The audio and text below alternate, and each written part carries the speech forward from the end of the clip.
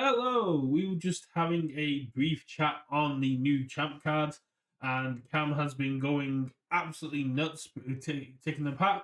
And we're joined by the amazing, not responsible play, they're part of the trading post now. We're joined by the amazing trading post who came over to Glasgow for regionals, and we wanted to get their thoughts on meeting the community. So we're here to talk about Glasgow regionals, and of course, it is Guilty Gear release weekend for anywhere outside of North America.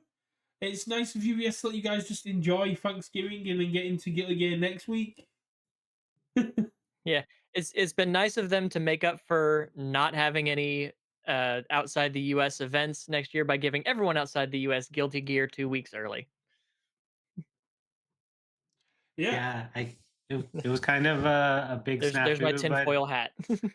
it was a big snafu, but in a lot of ways, I'm kind of grateful. It's been nonstop regional to regional, so it's kind of great to have a little bit of time to digest and then jump back into Guilty Gear.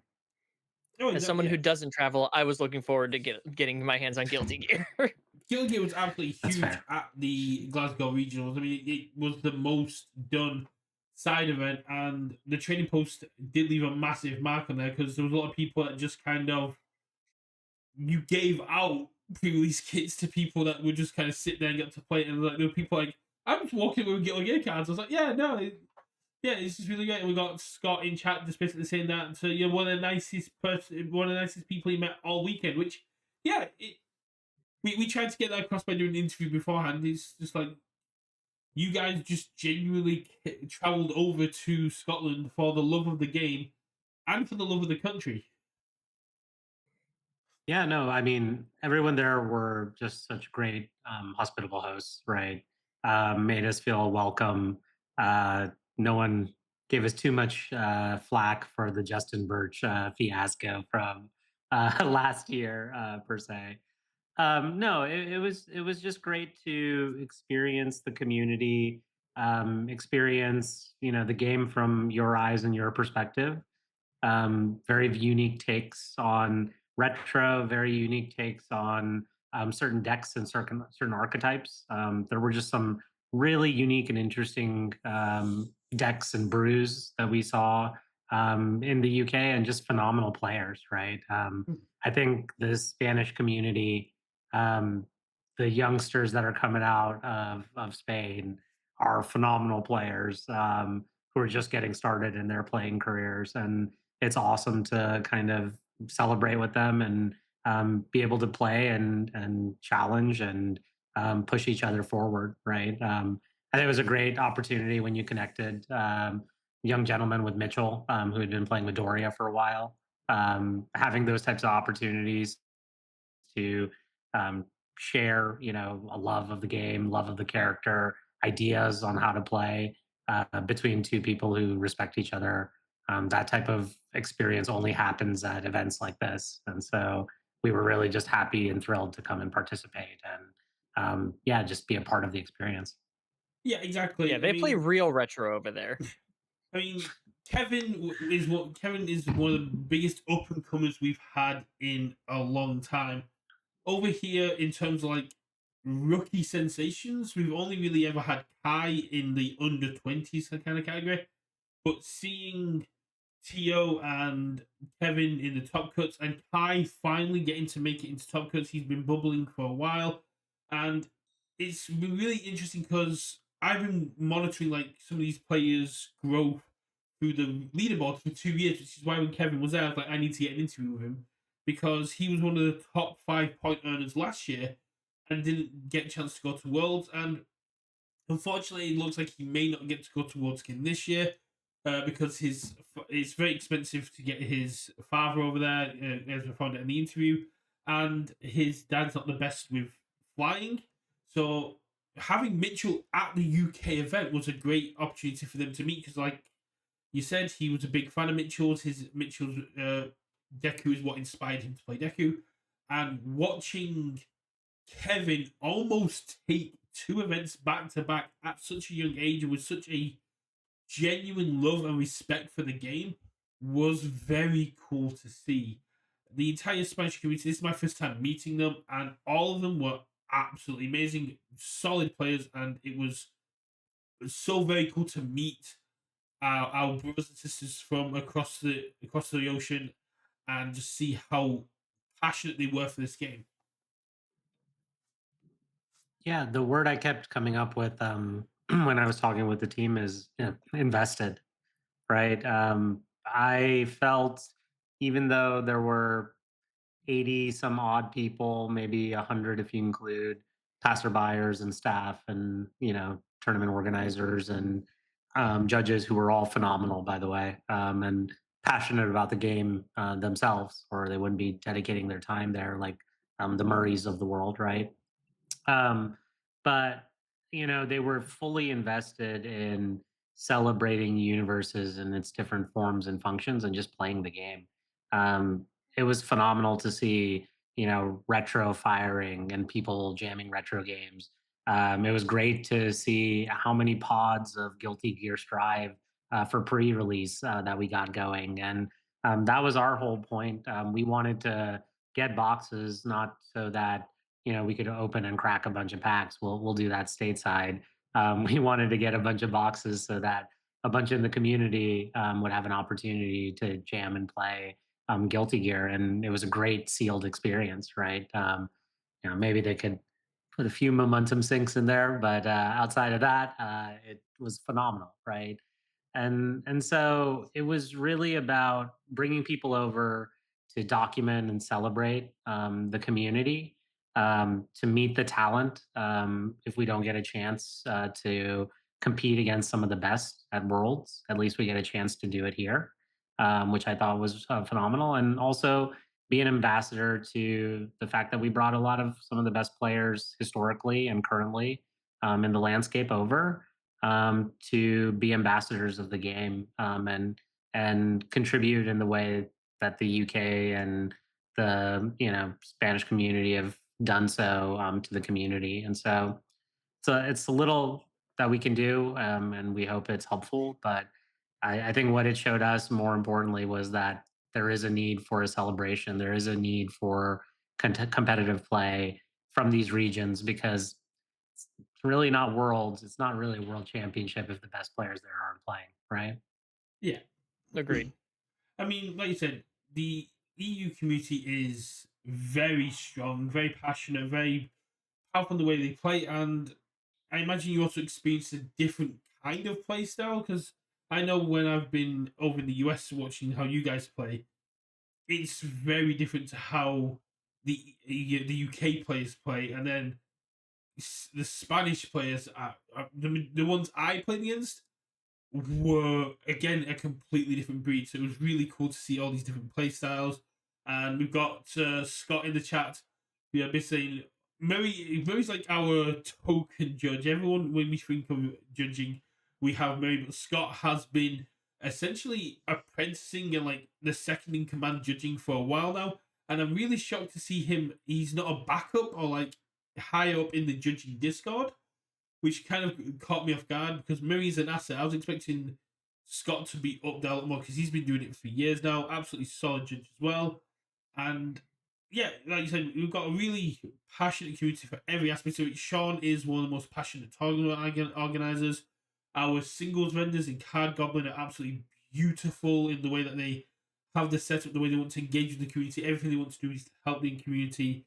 And it's just one of those things that we may be a smaller community, but it's kind of like concentrated passion. We all know each other. We all kind of have this mutual respect and love for each other because we have this passion around the game. Yeah, I mean, I had an opportunity to spend time chatting with all of those individuals for an extended period of time. Sean, phenomenal individual, knowledge of the game, love of the game, unrivaled, unmatched. Putting on these events, allowing local vendors to participate, and get involved, giving opportunity for the community to get engaged there. He gave us a ton of promos for retro, right? To get that going over at our new store. And he wanted us to, seeing how passionate we were about the game and how much effort we were putting in, wanted to reciprocate, which was phenomenal, right? the card goblin guys, right? Talking about opening up markets and making, available offers across the pond, especially with tariffs and card availability. There were so many people I talked to who had such great retro ideas and retro cards, and it didn't even occur to me that, oh, they can't go on Rochester CCG and just order, half a retro deck and have it mailed to them the next day. Um, that just doesn't exist, right? And so figuring out ways we can make those connections to make retro card flow back into the UK so that people can continue to play and grow the game and maybe eventually adopt the true form of retro, Rochester retro. But Yep. it's okay. Them's fighting words. Careful. Yeah, You're just lucky. You're just We'll get lucky there Connor's not eventually. on the pod. you're gonna have some angry people who love to attack turn one in there. But yeah, Sean's absolutely great Uh, for stuff like that. He's got spare promos. I know the Spanish players walked away with the Godzilla movie posters. They walked away with some of the villains and suit promos from last year. Sean had them spare, and he knows that people want to experience these aspects of community. And some of the Spanish players, even though these were things, didn't know Godzilla had these promos. Didn't know Ghidorah had these promos. So being able to get hold of really like kind of inspired of that. I had some Street Fighter versus Darkstalkers and some Soul Calibur packs on me, and I ended up just giving whatever I had left to the Spanish players and basically, yeah, here's some older stock because I do talk to some members of the Spanish community quite a lot, and anything pre MHA1 they have no access to. So they want to play more retro. The Dubbers went over there. They went to Spain. They gave them retro cards. They gave them retro decks because that's what they do. They are our retro ambassadors. For the last for the last 2.5 years, at every single event they've been at, they've been doing essentially beat the retro deck. You get to keep the retro deck as a kind of incentive to get more people playing retro. I'll Man, say some of this, those have like, got to build uphill climbs. yeah, I will say this, and all three of us will probably agree, right? I'm jealous of the Spanish community, right? When they talk about their locals on a low day having 10 to 12 people, um, what I would kill to do or see that level of attendance on a regular basis. And so they're doing something special out there. There's something in the water in that community that I want to figure out and harness stateside because yeah, they came out in force and it's clearly not a one-off thing. They're doing this on a regular basis and are committed to the game. And you can see that passion in every aspect and every member that came through. So Oh yeah, the Spanish community and even their stars are very passionate. They do what's best for the player. So I know last year they were running standard, but they were still incorporating MHA1 because some players didn't want to play if they couldn't play MHA1. It's like, okay, we don't have regionals here. We don't have like any big event that could impact worlds. So if you want to play MHA1, you play HMA1. I thought that's such a good approach to have of just going, UVS are not going to police us at a star level. Let's just have some fun. If you want to play the cards that are there, we'll play them. And then after, when they got the regional, when they've had this more competitive side of it, they've kind of reined it in. They've stuck to more standard, and we've seen these powerful, passionate players. yeah, and I think that's probably the template, right? I think the days of turning this into a 50,000, 100,000 person game, probably have gone by the wayside, right? Acquisition cost for new customers, especially in a competitive market where you have new TCGs and IPs all over the place that fragment the market.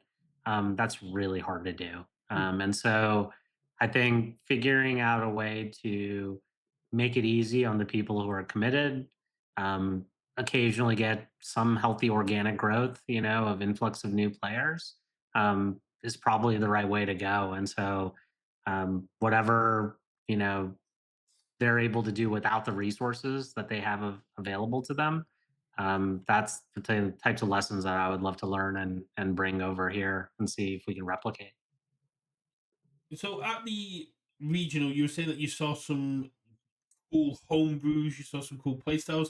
Are there any matches that kind of stuck out to you, and any decks that have kind of still ringing your head a week on?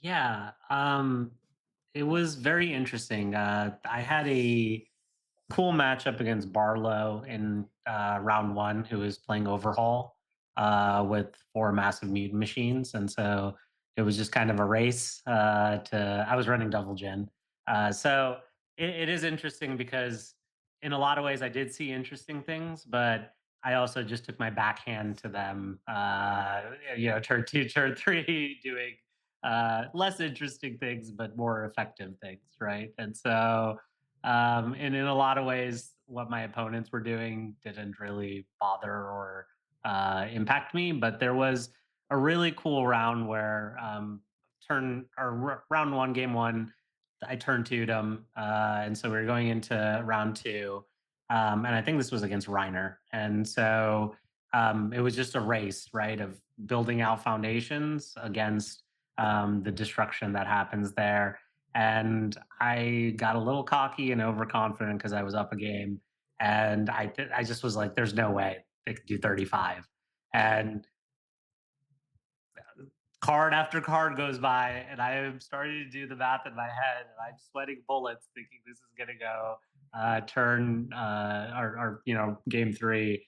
And I think at some point he had to sack a foundation somewhere, and the math came up just wrong, and he checks a Goblin Bolt. And there was a language barrier, and because but, luckily we had the phone and everything like that. But he points to the Goblin Bolt, and he points to me. It says, "If it wasn't for that Goblin Bolt, you know we'd be in game three." So it was moments like that where we got to share a laugh and see like four, five checks in a row, and I'm like sweating, thinking, "Will this three check ever come?" And luckily, it came on the last check of the game. So Yeah, let me find who that. But Nice. yeah. yeah. So How did this event feel compared to like the US regionals you've been to? I thought it was really well run. Um, Somehow at the US regionals, somewhere I feel cardio, um, has an issue or an error. Now, I'm not as big of a cardio hater as others are. I think sometimes people have blinders on. People don't remember melee.gg. That's terrible. There's a couple other systems out there that are equally awful to use and operate. And at least cardio has a pretty intuitive, like GUI. But obviously it has errors, and the support when it does have errors is terrible. But luckily, I don't think we had to pause the round. We didn't have to, restart, repair. Rounds went smoothly. There are very few judging issues for the most part. I just thought it was really, really well done. And hey, kudos to them. When you have suboptimal scenarios, initially the place was really warm and cramped up, and they opened up all the doors, and it was very pleasant once they did that. They were just very simple solutions to simple problems, and they were able to solve almost all the challenges that came up. So in that way, A plus. The judges, the tournament organizers, Sean Co. The prizing was great. Even when prizing didn't show up, like I know the deck boxes didn't show up because UVS didn't bring them or some shipping issue. They gave alternatives that were phenomenal. So I have to say, across the board, I thought it was great. Yeah, it was a well done tournament. I think Card Goblin provided a lot of great cards that were available. They had a local shop that was new, which was great to allow them support. I will say, a little pet peeve, they would run out of like sleeves, and they would say you could go walk down the street to the shop. And I was thinking to myself, or you could just bring, the sleeves over to the tournament where people are participating, because a lot of people had to change their sleeves due to deck checks and sleeve checks. So I think they weren't expecting how many sleeves they were going to run through. But no, joking aside, it was awesome. It was great to joke and rib with all the UK folks. I love y'all's sense of humor. and you guys can definitely give it as well as receive it. So Yeah, no, it was just great to um, know. yeah, no, but compared to the US, sorry, just answering your Yeah. question, I thought, you know, markedly well run compared to some of the earlier US tournaments. And I think more importantly, the vibe of everyone who attended there was less business-like and it was more celebratory, right? People weren't there to just play in the main event, finish it off, and get on a flight and go home. Um, People were there genuinely to play. And so that was awesome. But how many fire alarms went off? Zero. See, yeah, see, that's why you can't beat us in our events, right? You need at least 3 fire alarms to catch up with us. You have to evacuate the whole hotel. You saw how far we had to walk to get to the room. If the fire alarm, we No, I had to didn't. walk all the way back out. I didn't see shit. I wasn't there.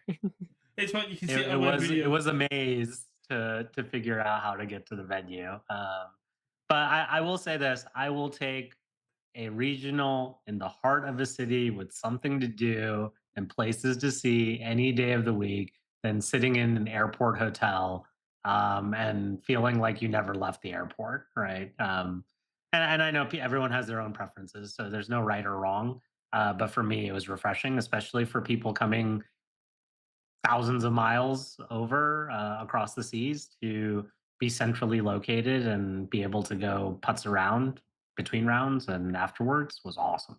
Oh yeah, we had people were there from the moment the doors opened, and there were a couple of people there from the moment before the doors opened, up until the point where Guile and Sean had to kick us out because they had stuff to do and like the venue was closing.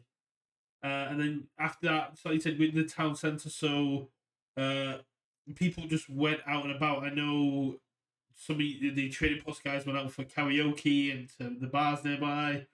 I we On the Saturday I went out with the Dobbers and some of the other people to a couple of bars. We ended up in a kind of retro gaming bar, which was really cool. Had some Street Fighter and some stuff going on in the background.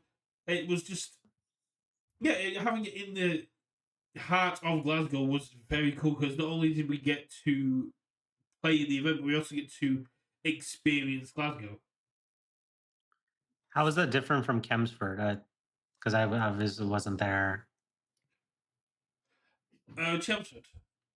Chelmsford, sorry. That was basically there's been awkward timing of the events and the event that happened in Chelmsford. Although it was only like 3 hours away from me, I was unable to go because of some issues with my son, so I was not able to go there. I was kind of saying, yeah, neither was I. This is the first. This is the first EU event I've done this year. Ah, I see.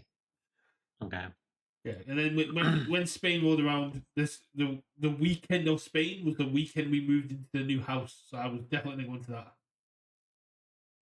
But we got Connor in Yeah, chat. We got Connor in chat saying Glasgow was better because there was more to do, which is fair. Chelmsford is kind of more like a small town, so it's not going to be bad. It's not as bad as like say Albuquerque, where it was you're in an airport or hotel and there's only hotels in the airport around you.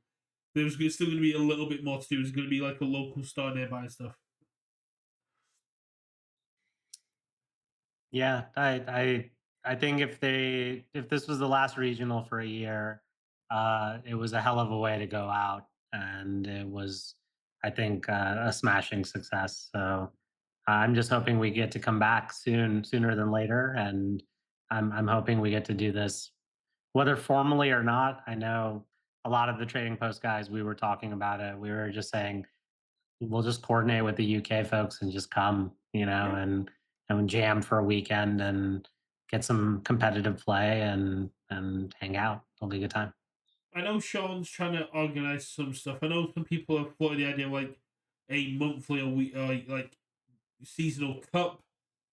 There's been talk about like picking one of the LCs and kind of treating it like a mini regional kind of thing. But kind of wants the trading post guys back in Glasgow. But yeah, it having that like incentive to travel has been very good, and it's been great to see more and more people traveling. I know Even some of the Aussies were planning to travel over, but like the OP news hit them a little bit hard. Uh, it would be great to have you guys come over. We've got the celebration, but we don't know much what's going to be in there. But yeah, I would absolutely love to see you guys come back, get some more on the competitive plays. And I think we what you were saying is like the fact that we haven't got any regionals next year, people had enough time to process the OP news to treat Glasgow like a final celebration, like a celebration of the community in its own right, which is why, once again, not too many people dropped from the event, that they played all 7 rounds, and games were happening from the moment the doors opened until they literally kicked us out. And then people just went away and carried on playing games. I know we went back to the hotel on the Sunday and we were jamming standard and retro to the point where you got worried our food was going to go cold because we were still playing. It's true. It was addictive, right? Yeah, I see it as a temporary blip.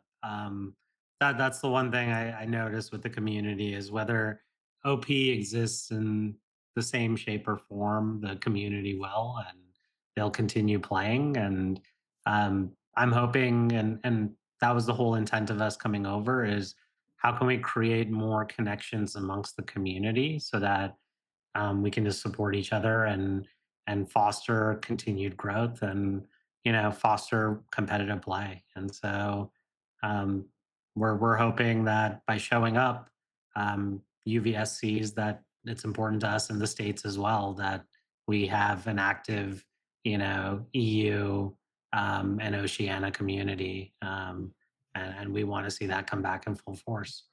We got Connor saying he wanted to drop because he felt like death. If you weren't ill or suffering from a mild stroke, it wouldn't be a regional, Connor. But for me, one of the things that really kind of shocked me, almost humbled me, was the Spanish community because they got their first regionals this year. They got their first kind of taste of competitive play in the wider community outside of their 2030 regular plays that they have for the big competitive events. And I was expecting them to be more like upset or angry or like distraught at the news that they weren't going to see regionals. And after speaking to them, they're like, "No, we want to play more, you guys, and we'll travel over here to do it. If it's an LC, if it's a regional, doesn't matter.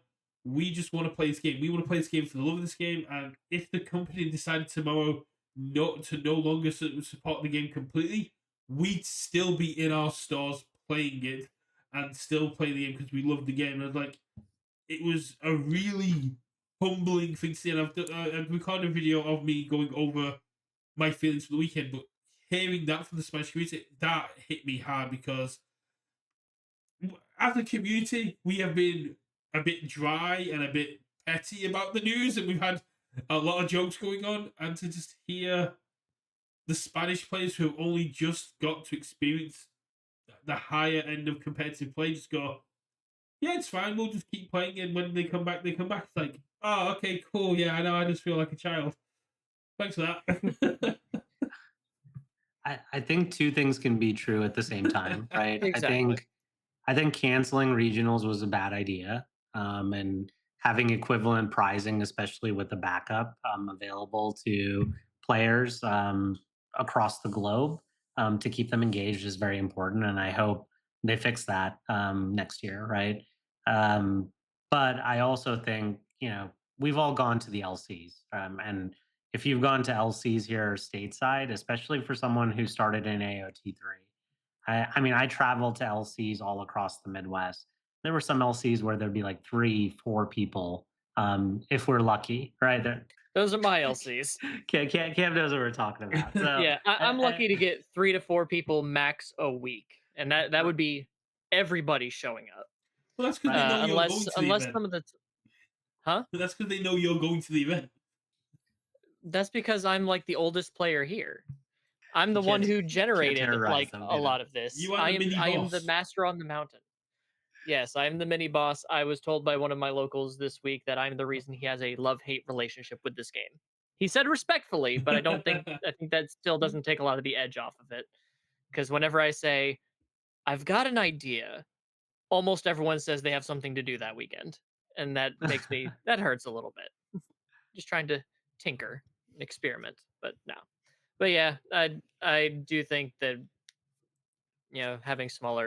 having larger LCs would be nice. So I am Yeah. also envious of the Spanish community who can have 10 plus people a week. That's man, it must be nice. It's crazy. I mean, we get 8, and that's a nice That amount to have. that'd be nice too. That'd be Um, perfect. Perfect for an afternoon of gaming. But exactly. no, I But get but 2 to 4 maybe.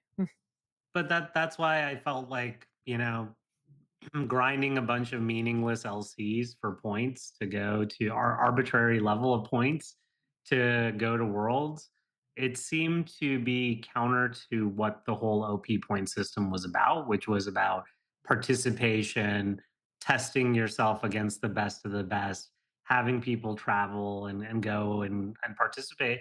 And I think that was partly because there was no idea of whether an LC was legitimate or not, right? Like you couldn't tell unless you showed up or you called, is this a real LC or not?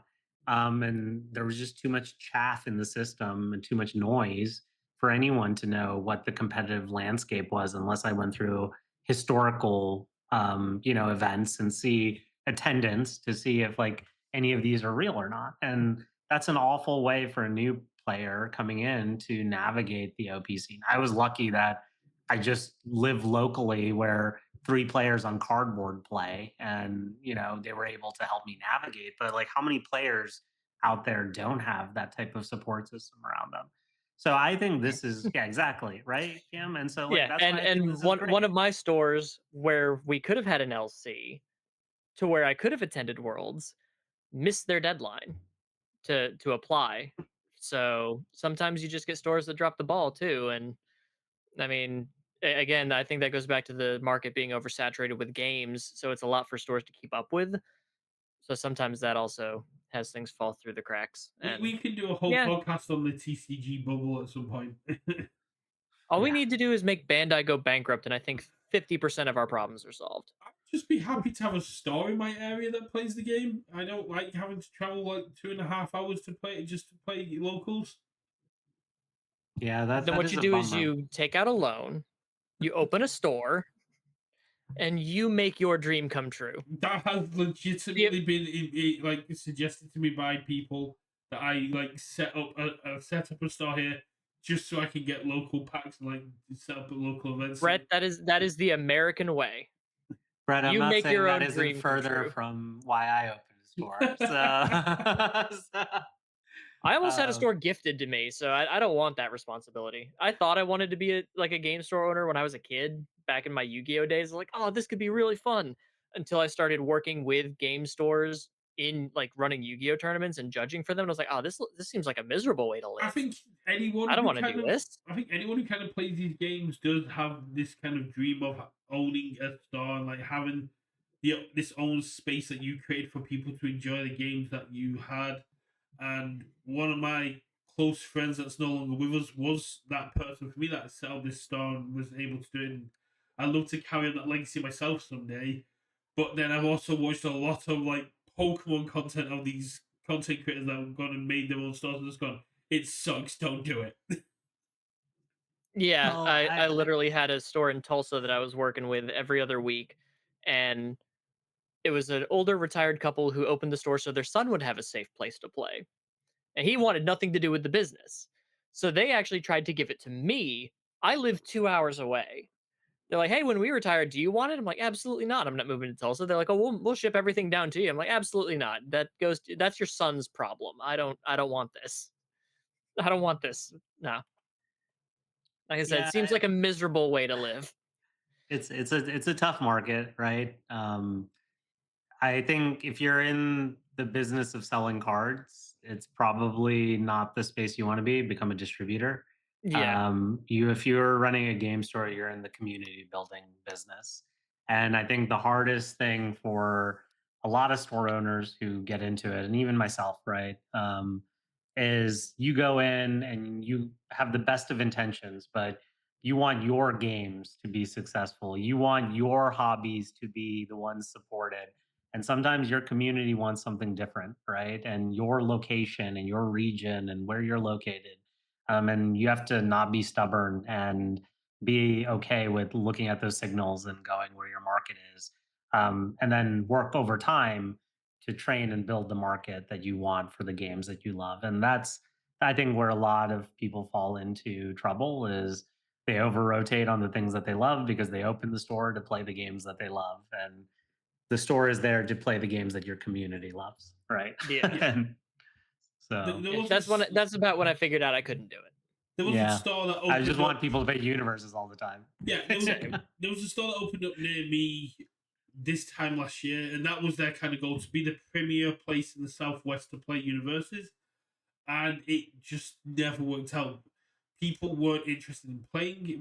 It was around the time we got Attack on Titan Battle for Humanity because people would come in and they'd buy the booster packs because they wanted the chromes, but they had no interest in playing. So it was like people would buy loose packs, but the store had to kind of like shift towards Magic and Digimon and One Piece and Pokemon because those were the people that would sit and play the game outside of say like the six people that would show up regularly to play locals in universes where you could get double, triple that for Magic or Pokemon. It's a large investment, right? Like, and this is the tough part, right? If you don't have the store committed to it, it's borderline impossible, right? Because you as an individual, you as a patron, have a job, have other things to do, have, commitments. And so for a game to fire and to grow organically, what it needs and what is the death knell is a lack of consistency. And so you need to fire that game and you need 6 to 8 people to show up every week, come high or hell water. And if it's your staff that's doing it and make up 60% of the crowd, then like so be it. That's what you have to do. And you have to be willing to essentially fund, right? The investment so that people see people playing that game. They get excited. They, are adjacent to it and say, hey, I see this every week firing and I see it healthy. People, success breeds success, right? People want to Yeah. be part of successful things. And so I think that's really where it falls apart. And so most games at game stores that are successful have like a champion that usually drives it. But if you're not a main game, it takes more than a champion, right? It takes commitment from the store. And so that's tough. That's a lot of resources that you have to spend to get 8 to 10 people regularly, right? Play a small game. Yeah, it's one of the Yeah. things that I'm quite interested to see what UVS are actually going to do because it's one of the things I've been like shouting at for 2 years is we need a star first approach to build this game. We need to get people to sit and play the game from at a star level. Regionals would be great, but if we can get more people playing at a local level, that will bleed into regionals. And when we had the OP announcement for EU, it was a case of they said we won't get regionals so they could cultivate and make these events thrive. And I'm really interested to see what UVS's plan is to kind of like you're saying, support stars, get that growth, have champions or something else, then get people not only collecting the game and picking up the booster packs for the altats, the chromes, these very cool collected aspects, but actually sitting down playing the games because my wedding jester promo arrived and I posted them on Facebook and the biggest questions I got from everyone in there was, how do I get these? And I was like, yeah, the event's still on. Just look for stars, and people was like, my star knows nothing about this. My star tried to run this, or like people expected the stars to have them in the what the so it's a case of some stars didn't even know what was going on. And I'm like, I'm explaining them to the people. Like, if you can find something this weekend, you can still get hold of them. But it was just really interesting people who knew the game because I've been posting there a while, so they knew what the cards were, they knew what the game was, but the local stores had no idea what was going on with these wedding event. Yeah, that's why It's stores kind of lean on people like me who, know the game, know everything that's going on with the company, and kind of work as a liaison between, what the news is and kind of help keep the store owners apprised. But yeah, as someone who doesn't get paid for that, it is a lot of work, and it is really really tough. I can't be. I think I live 45 minutes minimum from both of my local stores. I can't be there 3 days a week to try to get talking to people, but I always like bring my character book so I can show people stuff. People love hearing that you can be turned into a playable character, and I can't wait to tell them they can also become backups as well. Once I get someone to, get someone on the hook. But it's weird that you'll get the interest, but not the follow through. Like we've had several people start the game, especially after Turtles, and then after 3 weeks, we just don't hear from them again, and it's really weird. So, again, probably Yeah, because it's a small game, so people are like, "Well, if it's a small game and not a lot of people are gonna play," I'm like, "Well, everyone has that opinion, and that's why none of you are showing up. So, It could also get be over the here." fact that TMNT have launched their own trading card game, and also Magic have announced TMNT. So, like, if they were coming for the IP, there's a lot of competition for them. Yeah. I also brought up to one of my local stores your point on how similar the packaging is, and they look my the store owner looked up the packaging for the Magic TM and he was like, "Oh, that Yeah, is pretty similar." And out of then choice. her employee walked over and she goes, "Oh, are you ordering more TMNT for Universus?" I was like, "Nope. Look closer, Liz." She goes, the "Oh." She the goes, "Do you guys have a problem?" the orange border was a show. Down in OCE, Carl's PVE wedding event got cancelled after they ran it, so they didn't. So none of the players received any of the points. How does it get canceled after you ran I it? don't know. I'd get. Oh, I don't. I've never heard of that. Like we've had some messed up stuff in cardio before, but I've never heard of Well, it get canceled it only after it runs to the ran. end of the month. So if it went over to Monday, because it is in Australia, but I'm not sure what the cause of it. I didn't close the event, but I know I hit run. I'd open a ticket with UVS and see if they can sort some out there. 'Cause that's a bit weird. Yeah, that is odd. So we've talked And they should be back for in Monday. yeah they should be over Monday. We should get the new rotation, and we should see possibly a Guilty Gear store. But before we get into that, I haven't got anything set up for it because I forgot it was happening. But we get it's Tuesday for you, Kono. Damn. Uh, oh, on Friday the Borderlands 4 Walk the Dog Beautiful Experience Bundle drops. Uh, yeah. How many are you guys gonna be buying? Because 4 Walk the Dogs for $40 seems really good. One. I if they're not sold out by the time I can try to log on and get one. That's all I need. Like I said, I'm putting the it's characters in the character book so I can show off that we have Borderlands as an IP. I get 4 more Walk the Dogs. That gives me a second play set. I'm fine. Get a I'm play set of I'm the I'm Foundation. such a new person to this game. I don't think Walk the Dog's very good, and I always cut it from my decks. That's fine. New So players are Yeah. entitled to be wrong. yeah, we are entitled to be wrong. But It's a learn. the card I am most excited about though is Weapons Yeah. Clash. Yes. I I will finally have a I play will set of take Weapons Splash. 16 of those cards because that goes into almost every deck that I love playing. And I could not be more thrilled because I can never find a Weapons Clash for the life of me anywhere. So very, very excited. And of course, Walk the Dog is Yeah. a good card, joking aside. I would. Yeah, it's Yeah. really exciting. What the Dog is kind of a sweeping dagger situation for me. It's a very powerful card if the meta supports it. The main issue is once What the Dog starts to rise up in power, people start playing around it, and it goes back to being an 8 difficulty attack. When people start to forget about it, the meta starts settles, you can start playing it again. That's why you just play it in characters like Toga 4 or Toga 3 and Kai Kiske. Characters that are just going to turn your board sideways no matter what. Yeah. Oh yeah, Always play it on a 4 diff. exactly. But yeah, being able to get a hold of Weapons Clash, very interesting. The fact that it doesn't extend the legality of the card is very interesting as well. Probably because they realized the mistake they made in giving Walk the Dog another year of life. Maybe they looked at what they had coming down the pipeline. And they're like, "We've made an error. We're going to correct that."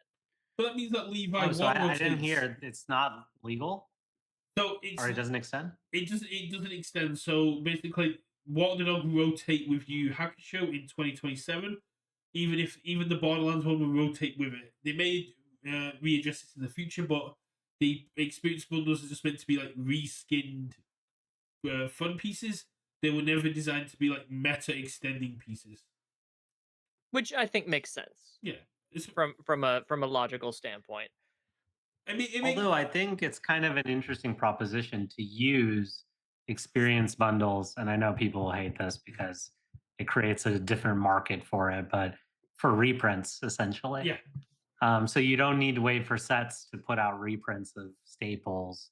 You turn them into experience bundles. People are going to buy them because they're staples, yeah. and then you can get a lot of cards. Wouldn't it be nice if a Botan's coaching existed anywhere in the world, in the wild, right? might No, Things but I'd like love that. a voice of reason in the Oh. wild again. They're never going to reprint Voice Reason into standard. It's too No, powerful. because that's when they were reaching the critical mass in way back when standard, back in my day. That's when they were reaching the critical mass of Yu Yu Hakusho and Soul Calibur Libra of Souls, where it was like one dude designing every card in the set, and he was just like, "Fuck it," and just bailed out after Libra of Souls, and that's when they had to hard reset some power levels because holy shite. But no, it's something we have talked about before on the channel. Just being able to have these because UVS likes to talk about how the limited print runs and the exclusivity of the print runs, once they're gone kind of thing. Play Experience Bundles is a great way to get hold of these meta relevant cards, even if the products are printed, because Dark Tournament is no longer available in distribution, so whatever boxes are in the wild is what's left.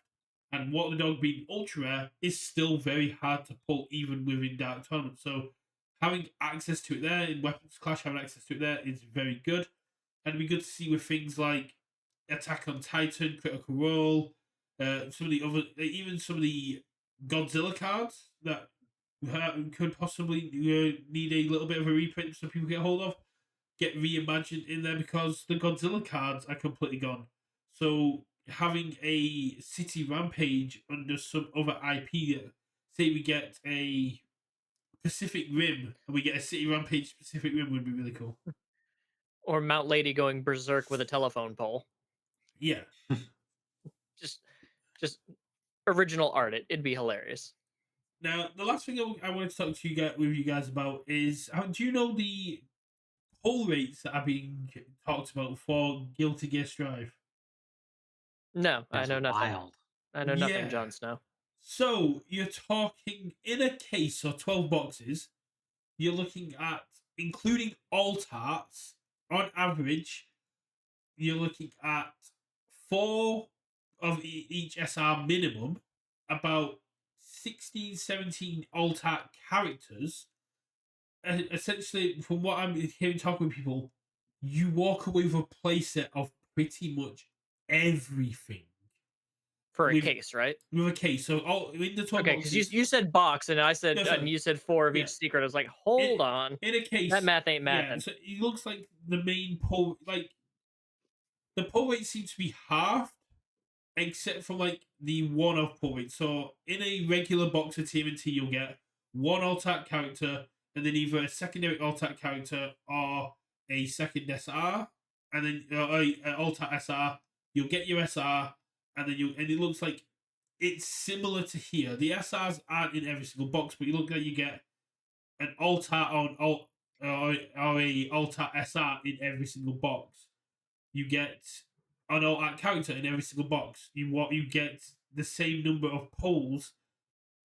Before you get, I think it's 4 URs on average, which makes it 8. So you get walk away with like 48, which is a little bit higher. I think you get 6 URs in a regular box, or 8.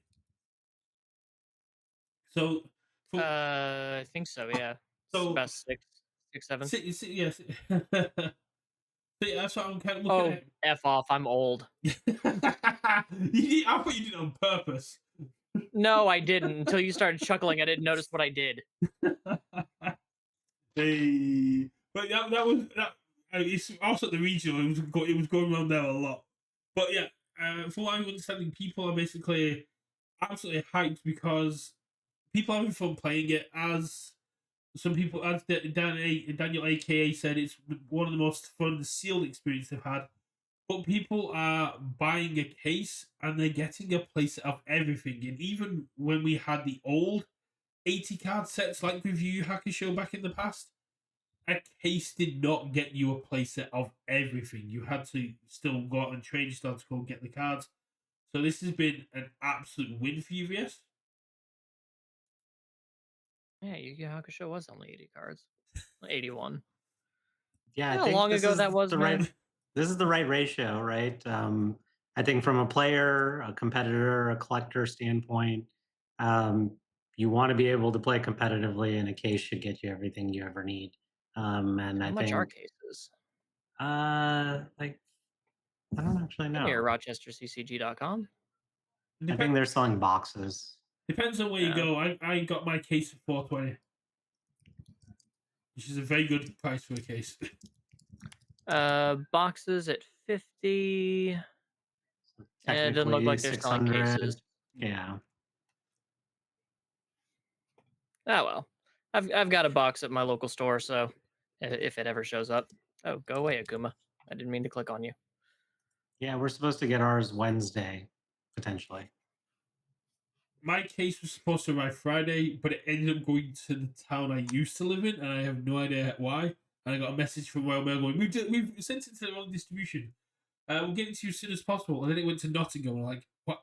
He's gay? He's going on a bit of an adventure. Robin Hood got it. Yeah, Nathan, I did steal Max's images to talk about the pull rates on here. But yeah, this is the kind of stuff we want to see from a blitz box, like kind of like a collector's box, a showcase box, where you walk away with bit one of everything. And this is kind of like a stark contradiction to Attack on Titan Battle for Humanity, where people were buying 2 free cases and getting nothing. Yeah, let's not even start on Battle for Humanity and the mistake that set was.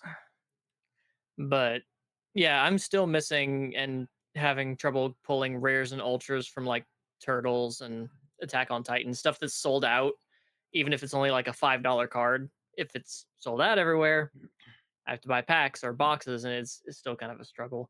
But I actually had a question when we were talking about Guilty Gear that I wanted to pose to the two of you guys, if that's okay, Brett. Yeah, go for it. Who is the first person using Guilty Gear cards that is not a Guilty Gear character that you're excited to build? Because my answer might surprise you. Oh, it's easy for me. Who is it? I think it'll be a top 10 character. I think this character is already busted. Was just a little too fair for the meta. But I think Jester 1 is going to be very, very good. There's a Yeah. lot of spell cards. You get free tension.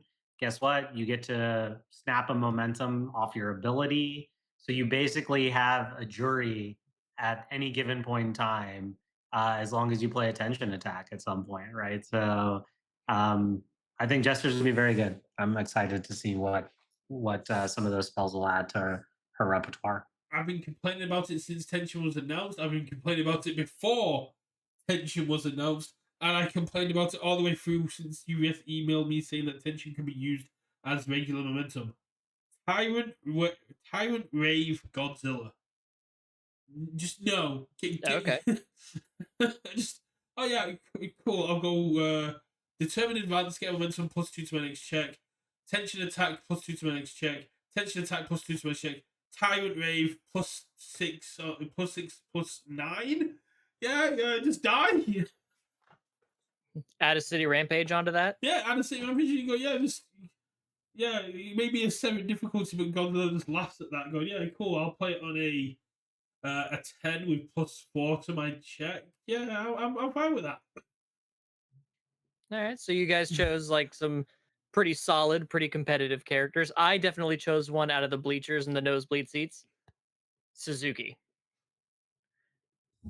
With all of the extra draw, especially with that new SR that lets you reload your hand, and I can just Earthbreaker Deus Ex Machina, Suzuki Flurry, and with tension, snag the momentum for the Suzuki Flurries, and Ooh. just throw all these like 15 damage attacks at you. Let's go. I We're know gonna ride high. I know Connor's been very hyped on Godzilla with the Yeetus Deletus. Oh no, what was it? Make it no. It's one of those two. We've got Daniel, aka, saying that Tyrant Rave Devil Jin is going to be cool. Deus Ex Machina Suzuki, and then Nathan's been really hyped on before rotation playing Shoto for Megalomania. See, I'm just gonna put Shoto 4 stuff in Ino. Ino's more my play speed. I I love controlling defensive seven-handers.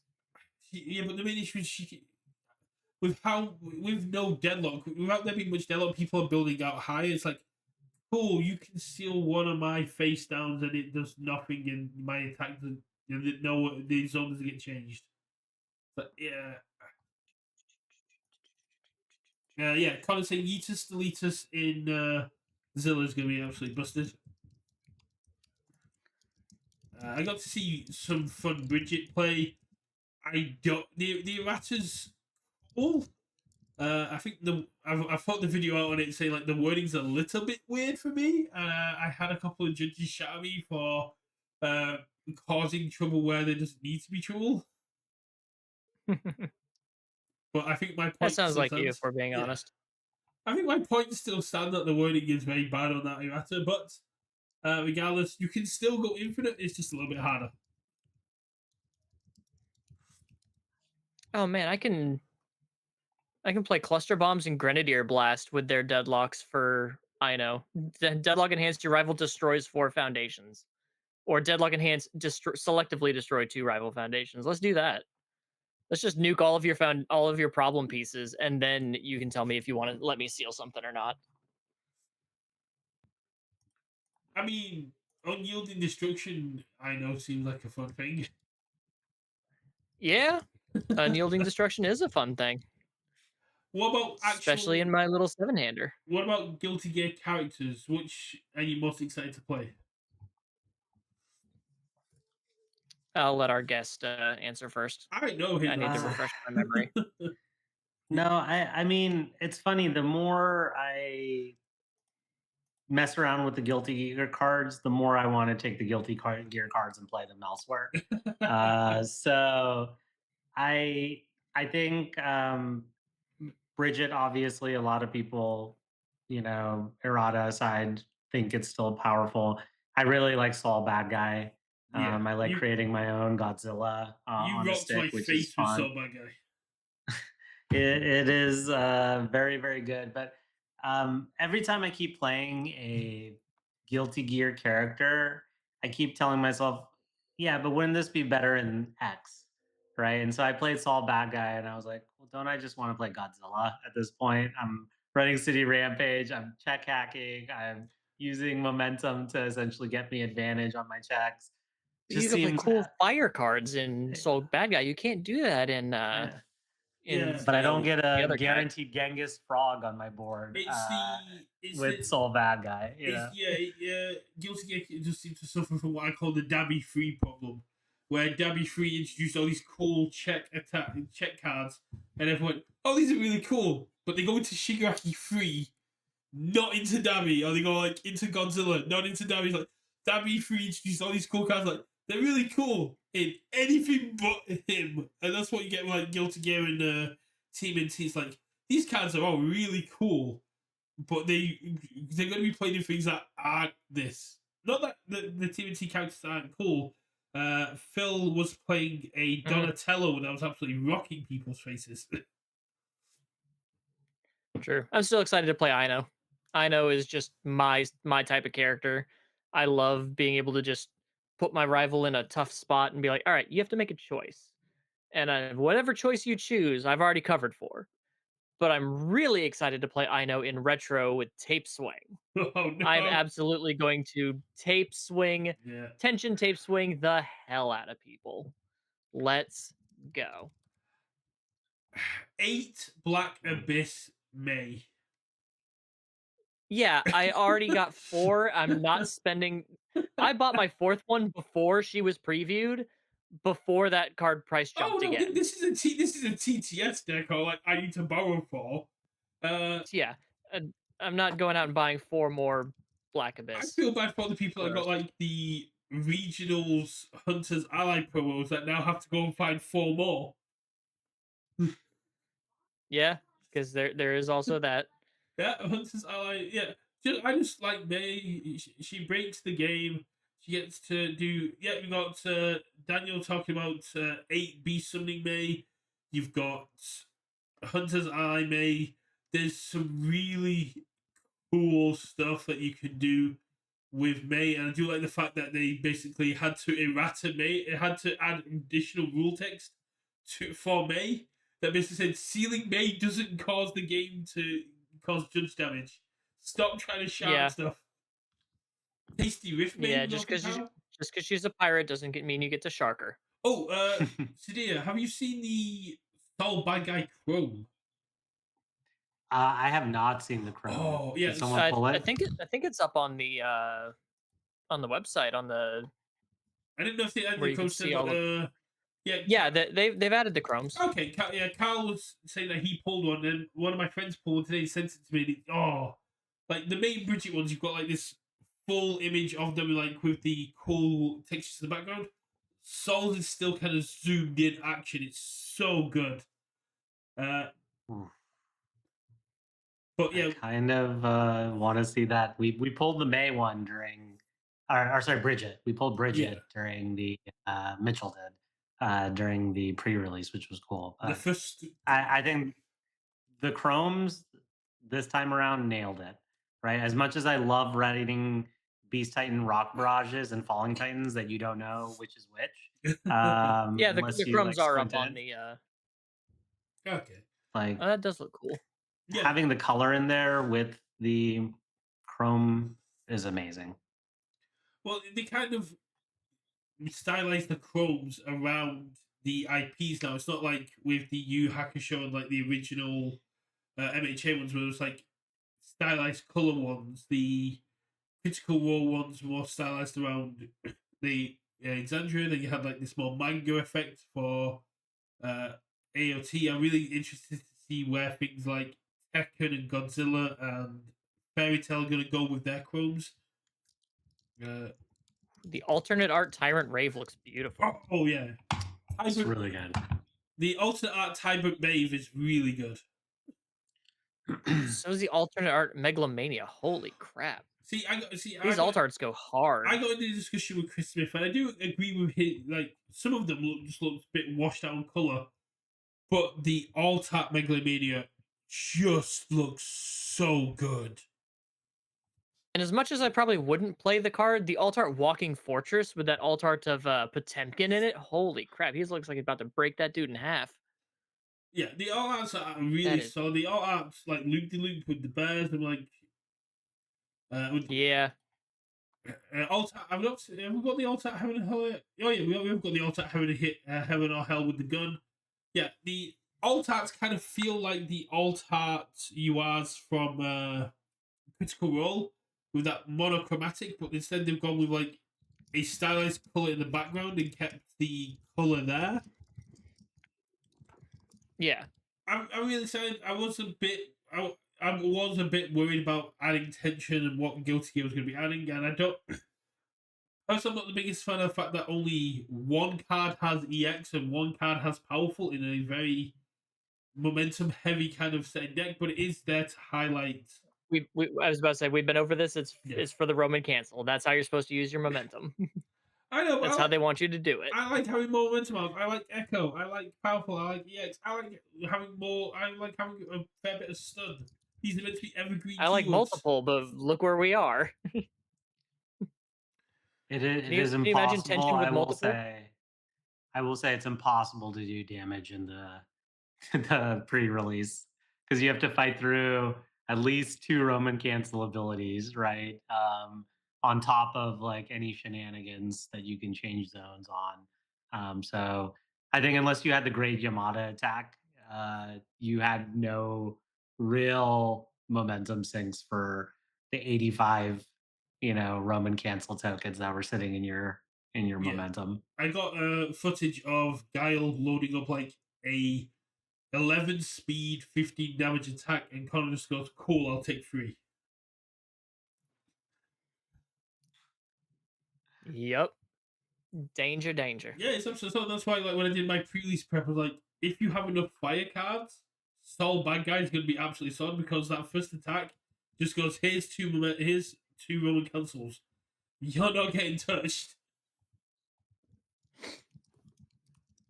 Yeah, pretty much. Yeah, we're finally gonna have our pre-release on the 6th, so that's gonna be fun. And I can pick up my box. I can finally, like, my locals haven't wanted to come out until Guilty Gear because they've been tired and sad. And I'm like, guys, come on, I need someone to play with. I've just been over here solitaring and up on my mountain alone. I need some human interaction. Technically, there's only one defensive Roman cancel ability, but the change zone can be used in both players' turns, so that still counts as a defensive ability. So you can only use each ability once per turn, but you can change the zone to a block zone you have, and then you can take 3 damage. No, It's only your because red is only on your It's only attack. your attack. Oh, Yeah. never mind. Yeah. I'm an idiot. Yeah.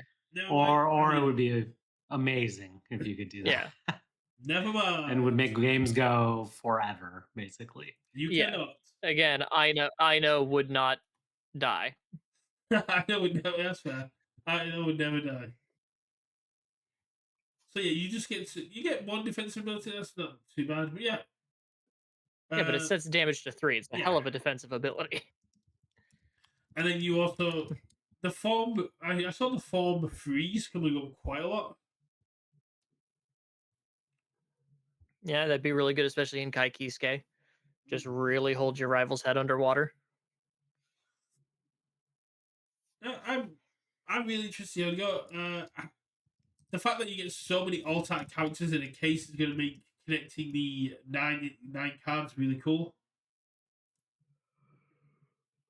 Yeah, we Yep. we have a picture. I think Mitchell posted it because we were able to get all 9 out of the pre-release kits together as a poster. It's pretty cool looking. That's neat. That is true. It doesn't stop the turn in advance, and it wouldn't stop Chinatown, I guess.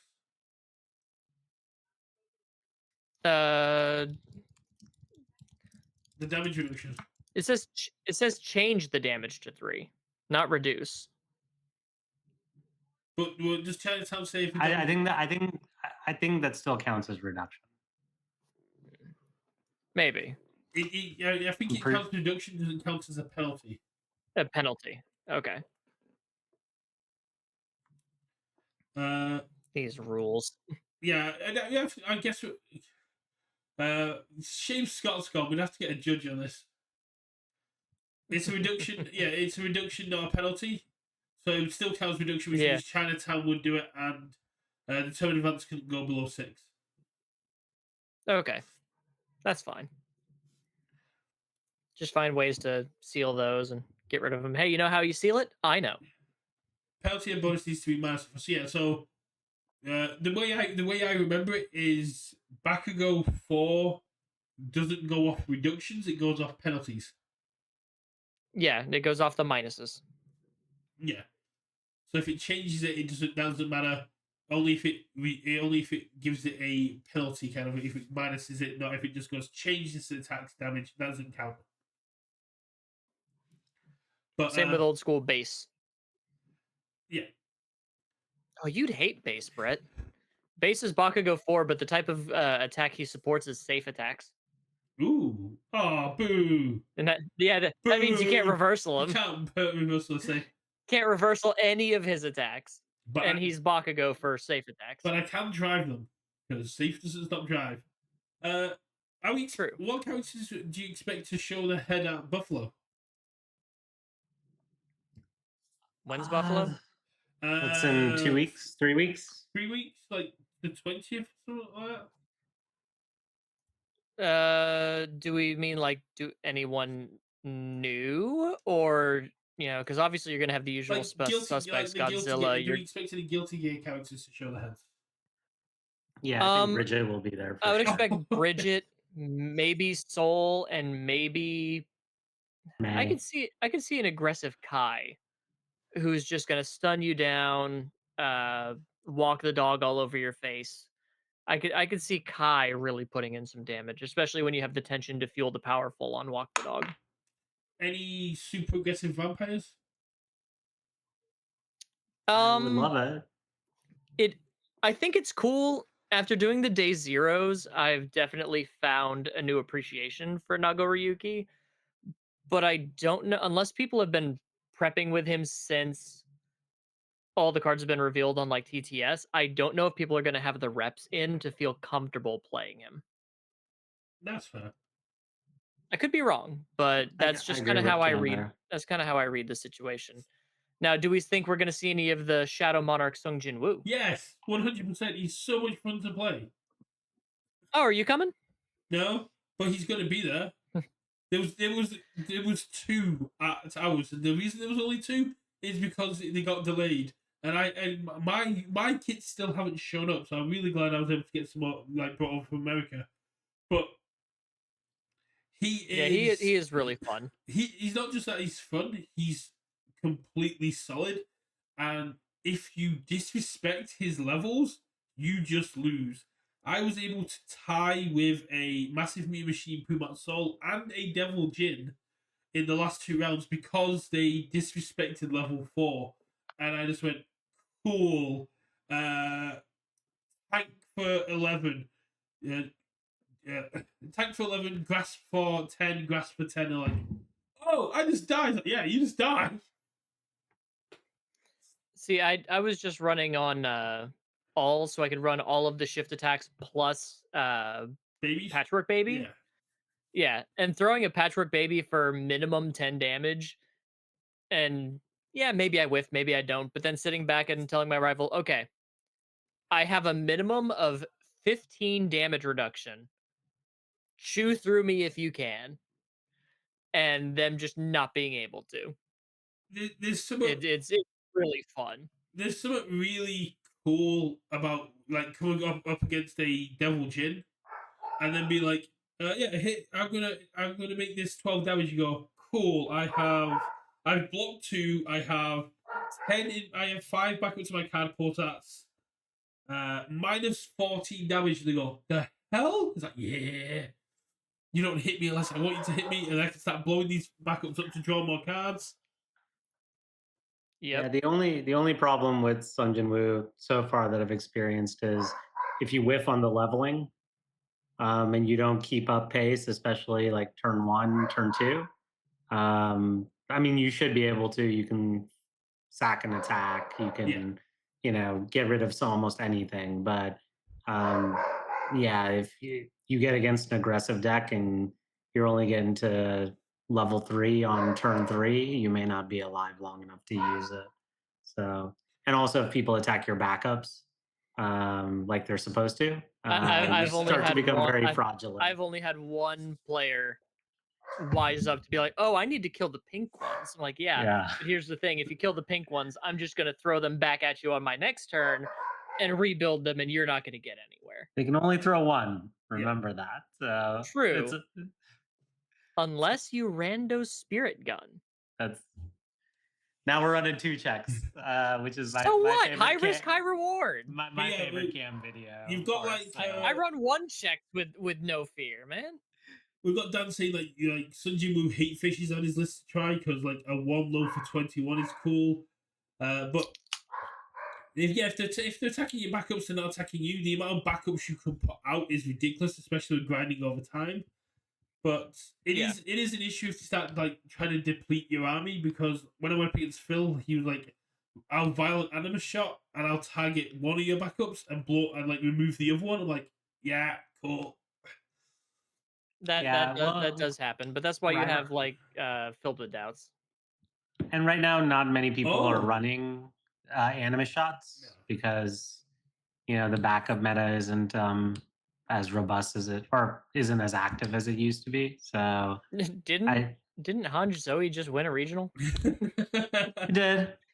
we I say, think we you're say gonna. that. I think you're gonna start to see anime shots back in. Yeah. Again, they So just had to give Nine Titans unique because that really broke one of my locals' hearts when we just put Nine Titans in his smiling deck, so he could Nine Titans Smiling Titan rumbling people, and 2 weeks later it was banned. I was like, you could have just made it unique. You could have just done that, and Hey, then like Brock Barrage can't build it, and you'd have been fine. hey, Cam. As Yes, sir. the rules guy for new players, remind me what Rando's Spirit Guns Enhance says. You to can play double your once. ability. Let me get the exact. The Let me exact spell errated rando correctly. ability. You may play once per turn abilities. Printed on your character, right? It was erratic Because to it printed on doesn't your say character. your gain. Yeah. Yeah, and Okay. the Yeah, skill you tree got me is on that. not printed. I'm thinking the old one because they're Okay. not treated as printed. Yeah, Yeah, it's on the skill tree. yeah. I forgot Chat got about you that. there. I forgot they eroded it. Yeah, because Toga 4 was an issue. Yes, Toga 4 was an issue. Again, a good card dying for a bad character sins. I will say, hate fish though. Nice call out. I killed a lot of people with hate fish at the EU regional. So it is a one low for 15 that you block and you use a low block up for it, or you take 8 and partial on it. It's your choice. I was very tempted to run Dabby 1 Hate Fish last year at World before it rotated, because then you go, yes, my next attack gets plus 16 and throw unless you blow up all your foundations. Yep. It is a thing, and if you could put any more amount of speed on it.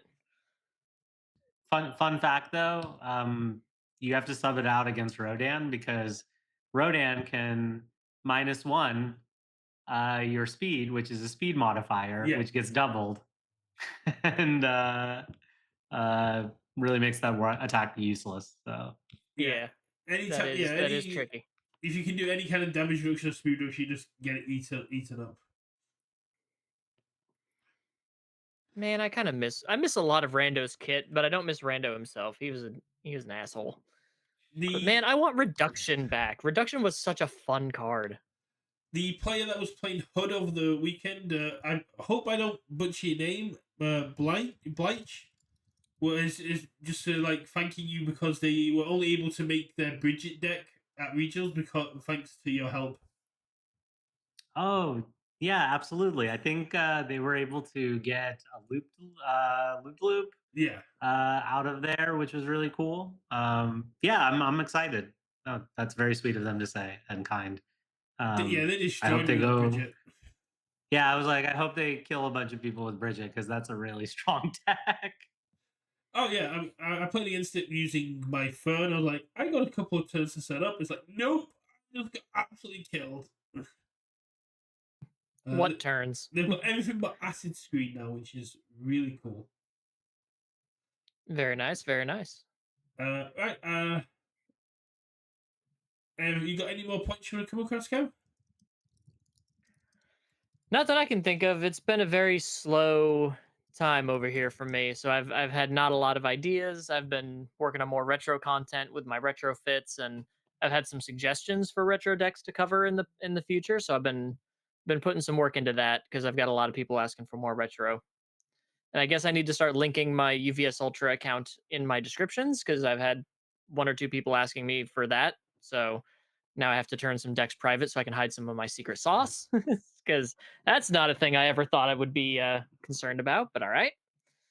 Yeah, it's something I need to do is attach more links in my description. I need to get more games as well, so I can put more gameplay in because people really seem to like the gameplay in the deck lists. I would love to help, but man, the Yeah. time difference is just brutal and works against us in so many ways. An Inferno retro deck would be really cool, but we'll wrap up here because I'm gonna be up Which very Inferno? early tomorrow. Satia, any final thoughts for yourself or anything you want to highlight from the last weekend? No, just thanking everyone who welcomed us out there. Again, just made a lot of connections. I'm excited to build on those connections and see what we can do next year as a community. and just really thankful for the experience. So a ton of great universes still left to close out the year. I know Buffalo, we're excited to jam with Guilty Gear there and close out strong for Worlds. So yeah, more exciting stuff from the Trading Post next year. We have a bunch of events that we're gonna get going in the community, and we're excited to announce more as the time comes. I'll So definitely Awesome. we're gonna need those retro decks, Cam. We're gonna need a lot of them. So I'm working on it. I'm working on it. I'm only one man, and retro is now suddenly blowing up, so I got to do some more work. definitely have to keep an eye out for more announcements from that. Yeah, last week's event was absolutely amazing. It was great to get to see a lot of the people out there. Despite you sharing a room with Tam, I think I saw yourself and Mitchell more than I saw Tam all weekend. man's always working. Yeah, I think This is why he gets paid. yeah he left he left first and got back last every single time. Guy, I don't know how he functions on so little sleep, but fair play to him. It was absolutely great A seeing lot of everyone. caffeine. Great seeing everyone from the Spanish community, and like you said, just hopefully we can see great progression in LCs. We get to see regionals coming back in 2027, and that this is a good year. That next year is a good year for Universus. We can actually see some really solid growth. Fingers crossed. Yeah. If you haven't already gone to check it out, go check out UVS Hermit, who has got some great retros content in there. Blanche, I'm glad you had such a great time at your first regionals. You did absolutely amazing, and it had me very scared for my life. And if you haven't checked out the Trading Post, go check them out. You can get some very good deck profiles, gameplay, and I'm sure they got much more content working out from there. Because I know that Tam and that had some like scripted content and stuff that you guys worked on last week. So I'm really excited to see what comes from those projects. We're gonna wrap it up a bit earlier than usual, but we'll definitely be back next week with something. It's a bit of a weird like transition period at the minute, but we'll definitely come with something to talk about next week. And thank you both for being here. Oh yeah. Thank y'all. See you in a bit. Bye.